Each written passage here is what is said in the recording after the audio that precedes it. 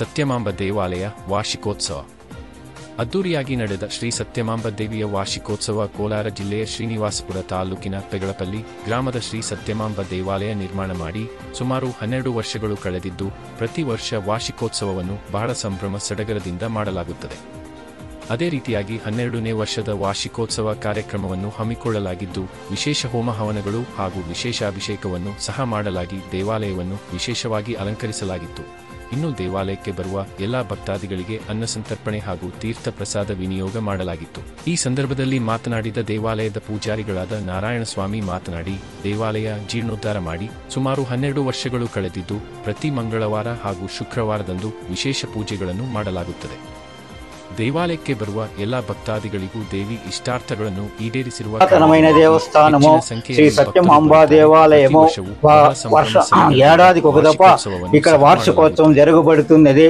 ఇక్కడ మొదట పుణ్యాహవాచన, కలశారాధన, అగ్ని ప్రతిష్టాపన, గణపతి హోమ, సత్యమాంబ హోమ, దుర్గా హోమ ఇత్యాది హోమములు పూర్ణాహుతి జరుపబడును.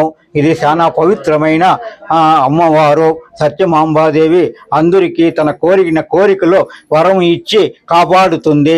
శ్రీ సత్యమాంబా దేవస్థానం ఇది చాలా ప్రసిద్ధమైన దేవాలయము. ఇక్కడ ప్రతి ఏడాదికి వార్షికోత్సవం జరపబడుతున్నది. అందుకావున భక్తాగ్రేసులు అందరూ వచ్చి ఇక్కడ సత్యమాంబను ప్రార్థన చేసుకుని వాళ్ళ కోరికలను అమ్మవారు తీర్చబడుతున్నది. ఇంకే కానీ ఎక్కడ భక్తాదులు ఎక్కడి నుంకనో దూరం ఇంకా వచ్చి ఈ అమ్మ సత్యభామ అని పెద్దలు పూర్వకాలం నుంచి సత్యభామ అమ్మ కానీ ఎక్కడెక్కడ భక్తాదులను అంతా కాపాడుతూ ఉంది, ఎక్కడెక్కడో చూసుకుంటూ ఉంది. ఈ పెగలపల్లి సత్యమ్మ దేవస్థానం పోయి ఎక్కడెక్కడ ఇదంతా ఒక అయిపోయింది, ఒక 70,000 అయిపోయింది. విశేషం అంటే ఇక్కడ వాచిపోసం అంటే ఏడాదికి ఒక బిరువు ఆయన పుట్టినరోజు పండుగ అంటే